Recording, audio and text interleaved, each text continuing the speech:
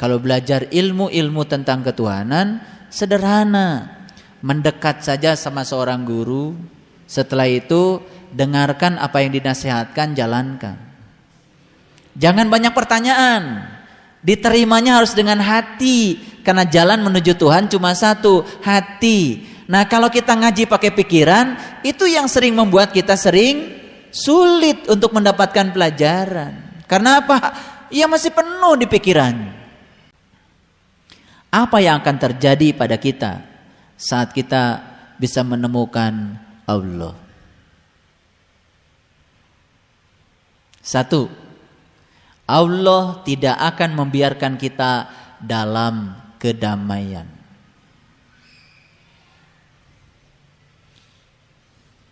Paham maksud saya? Ya.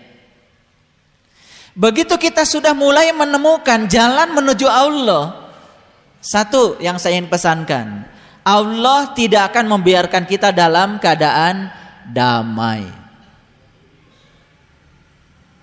Jadi kalau begitu, selama ini kan kita, aduh, saya sudah ngaji, ujiannya banyak, cobaannya banyak. Kayaknya salah nih ilmunya, keluar nggak jadi ngaji. Itu yang salah.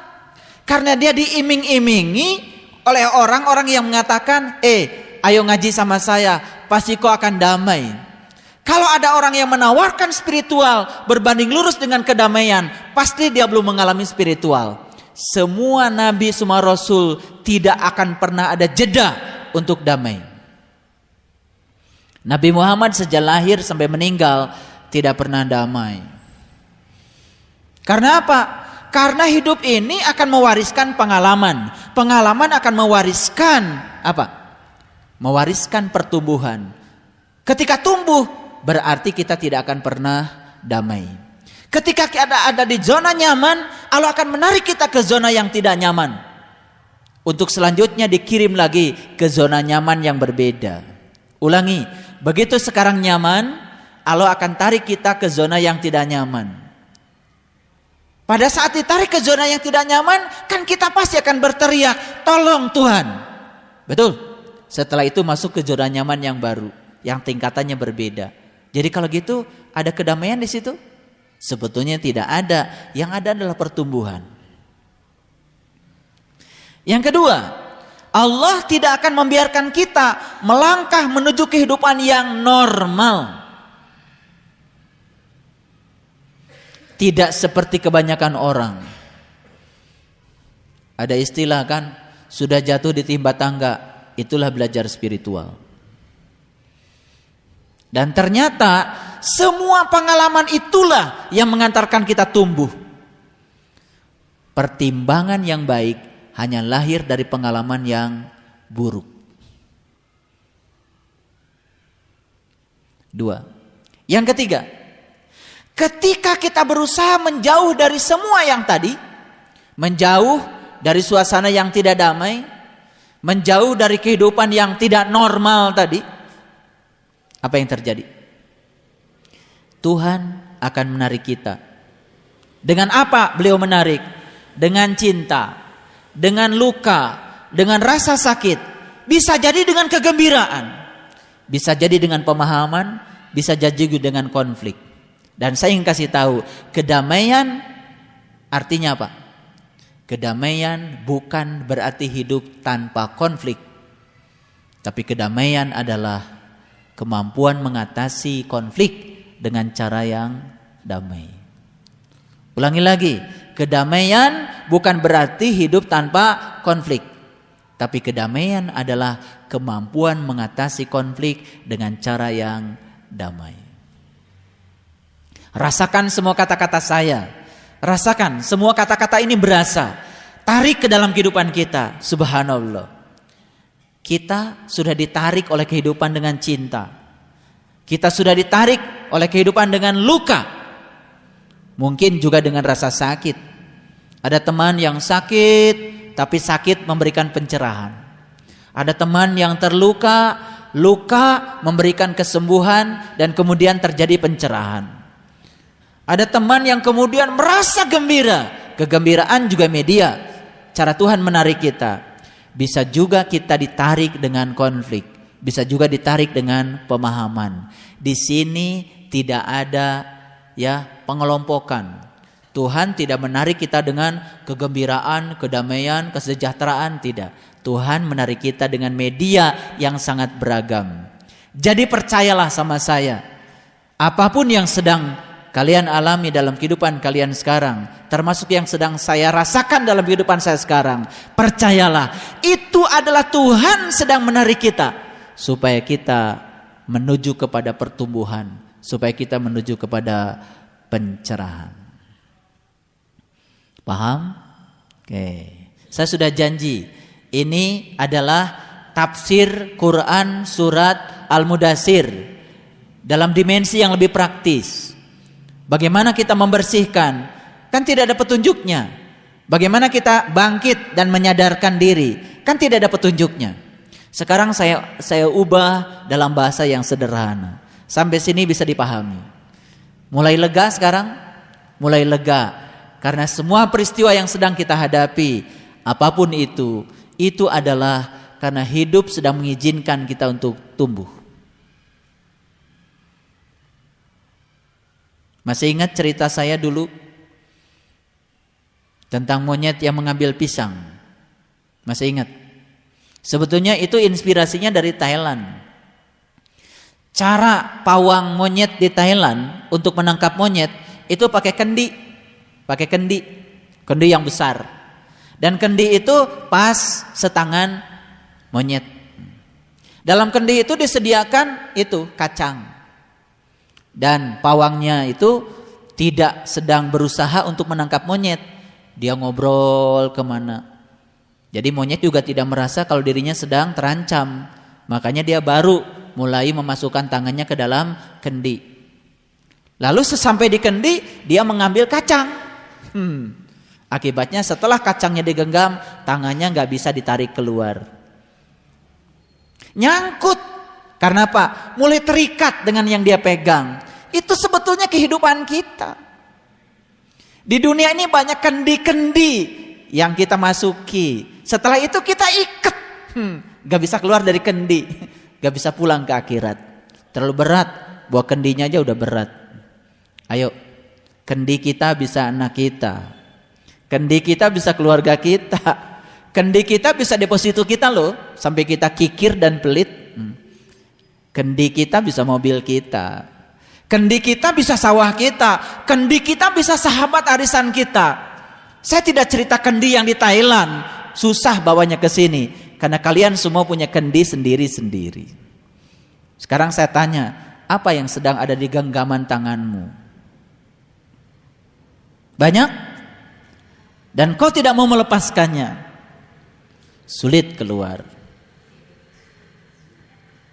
Coba kalau dia lepaskan, keluar nggak tangannya? Keluar. Selamat nggak itu monyet? Selamat. Maaf ya, saya cerita monyet di Thailand.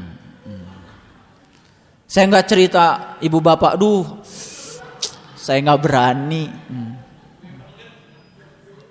Coba lepaskan, keluar nggak tangannya? Kalau keluar tangan, kan bisa bebas kemana? Mau pergi kemana kan gak bawa kendi. 90% manusia tidak bahagia karena cemas. Maka dia pegang terus. Lagi ngaji sama saya masih mikir suami di sana. Itu manusia apa monyet? Manusia tentu saja. Manusia. Yang begitu tuh monyet. Yang di Thailand.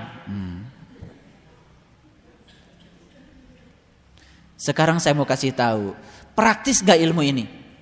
Praktis. Sekarang saya ingin lepaskan genggaman. Mobil taruh aja di garasi.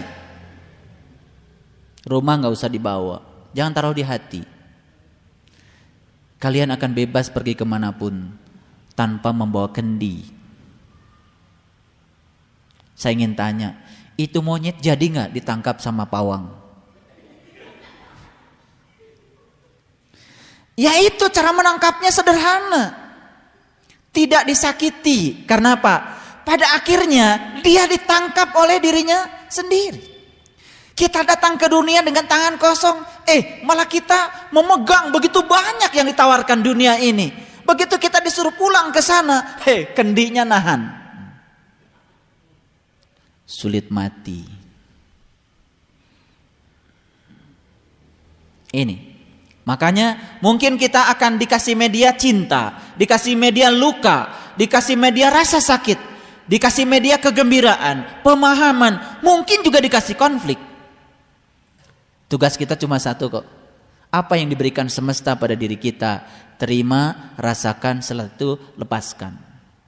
Seperti kita melihat mangga di pohon. Semesta mengatakan pada kita, petiklah olehmu. Aku ada untuk kepuasanmu, kata pohon. Petik. Setelah itu kau makan. Setelah itu kau rasakan. Mangga sudah menyumbang rasa pada kita. Tugas kita cuma satu. Itu bijinya kau tanam lagi. Dan setelah itu lupakan dan pergi. Tidak usah memikirkan mangga yang tadi. Aduh, duit saya gak ada nih, gara-gara beli mangga. Coba gak beli mangga. Terus aja mikir. Itu pikiran. Jadi saya ingin kasih tahu, kita belajar spiritual di tingkatan apapun, kalau harmonisasi antara pikiran dan hati tidak tercapai, dia akan menarik kita ke arah yang berbeda. Dan kita tidak pernah pergi. Rasakan kata-kata saya. Masukkan di hati sanubari. Setelah itu terima dengan hati dan keterbukaan. Dan katakan pada diri kita semuanya, hari ini saya akan melepaskannya. Karena saya bukan. Teruskan sendiri. Baik. Pertanyaan saya sekarang, apakah kita ini individu? Pasti kita mengatakan yes. Periksa dulu, apa individu? Individu itu ya satu. Individu itu berarti tidak terbagi. Individu itu pasti tidak bisa dibagi. Sekarang saya cek, tolong lihat saya sekarang. Apakah di dalam diri kita ada pikiran? Ada. Apakah dalam diri kita ada hati? Hati yang saya maksud adalah sesuatu yang mewarisi sifat-sifat baik. Yang ketiga, apakah dalam diri kita ada tubuh? Ada. Bapak Ibu, kalau Bapak Ibu ingin ikut pelatihan tentang kesadaran, semua pelatihan yang ditawarkan harganya mahal. Dan saya menawarkan, mari kita jadikan kehidupan kita setiap saat adalah pelatihan. Yang membayar adalah Allah. Karena sudah dibayarin sama Allah dalam kehidupan ini, pelatihan yang diselenggarakan oleh Allah di semesta ini gratis. Tapi kita tidak merasa bahwa itu adalah pelatihan. Sehingga kita harus daftar ini, daftar itu untuk ikut banyak pelatihan. Karena kita senang dengan yang formal-formal. Tapi ternyata tidak mengubah kita. Karena semua perubahan tergantung pada diri kita. Oke, saya tanya sekarang. Punya pikiran? Punya. Punya hati? Punya. Punya tubuh? Punya. Oke. Kita putuskan. Saya ingin membantu orang yang membutuhkan pertolongan saya. Dan saya punya uang untuk itu.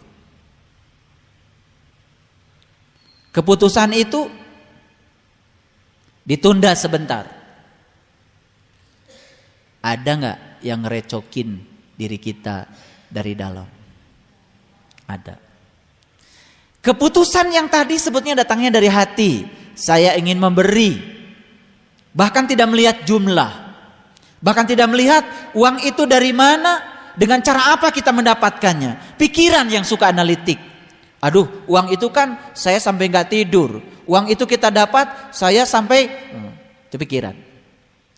Begitu pikiran mulai masuk. Iya ya, enak aja. Masa saya kasih? Saya juga mencarinya susah payah. Sampai saya harus terjatuh sakit untuk mendapatkan ini. Siapa yang ngomong itu? Pikiran. Lalu tubuh bilang, iya, kata tubuh, sepatu kamu kan baru punya satu. Coba beli sepatu yang enak. Jadi gak nyumbang? Gak jadi. Jadi saya ingin memberikan gambaran. Situasi yang seperti itu sering gak kita hadapi? Banyak ya konfliknya di dalam itu. Terjadi perang Baratayuda antara Pandawa dan Kurawa. Perlu waktu untuk bisa mengalahkan Kurawa, untuk memutuskan bahwa saya akan memberi. Kata hati, nanti malam bangun ya. Kata hati, kata pikiran, kan kamu capek, seharian kerja, banyak sekali kerjaannya. Kata pikiran, kata badan, iya, pegel-pegel nih. Jadi gak bangun? Gak jadi. Oke, sekarang saya tanya. 2 contoh yang saya berikan tadi, pertanyaan sekarang saya, apakah kita ini individu? Ternyata jawabannya no. Karena aku masih terbagi 3. Nah, bagaimana mungkin kita yang masih terbagi 3 belum bisa menjadi diri sendiri untuk bisa menyatu dengan Tuhan?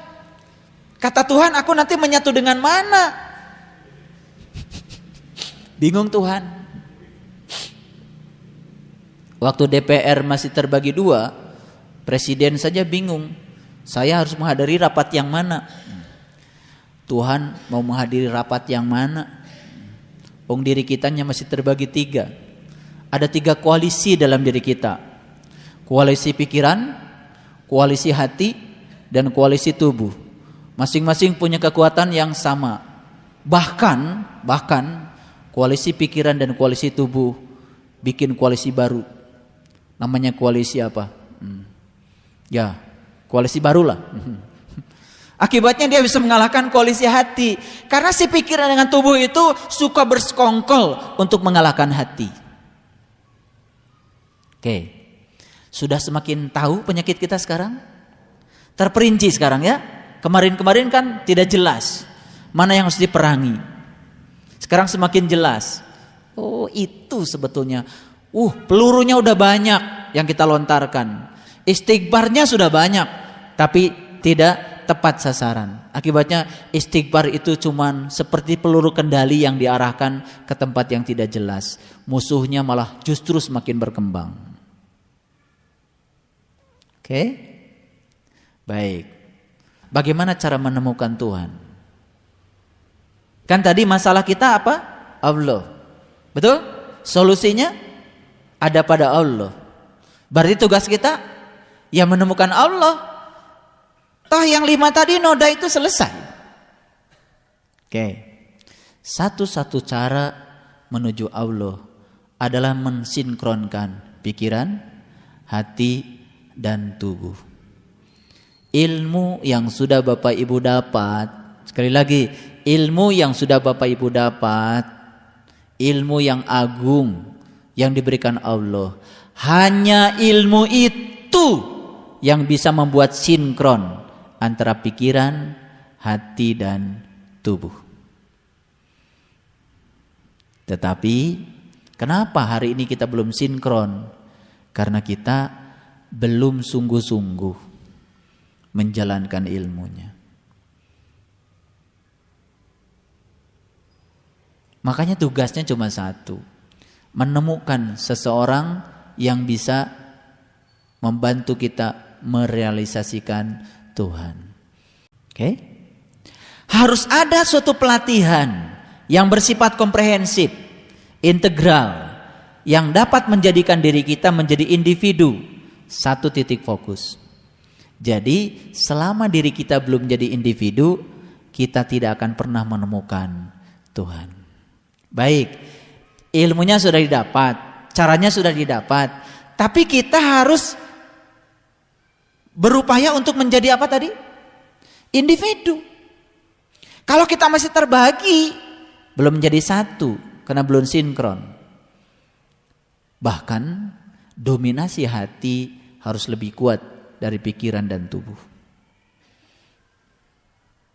Nih, mau belajar dengan saya berapa lama pun, kalau tidak mengerti tentang hal ini, mungkin tidak ada artinya. Karena perlu titik fokus. Tanpa titik fokus, merealisasikan Allah menjadi sesuatu yang tidak mungkin. Oke, sekarang bukan berarti pikiran itu harus dimatikan. Bukan berarti hak tubuh harus ditiadakan. Tapi harus ada sinkronisasi, harmonisasi. Sehingga pikiran dan tubuh ini dikendalikan oleh hati. Harusnya yang diikuti terus oleh pikiran dan tubuh adalah apa kata hati. Terus, kalau begitu apa yang dibutuhkan oleh kita sekarang? Yang dibutuhkan oleh kita adalah kesadaran yang lebih besar tentang hakikat Allah di dalam diri kita.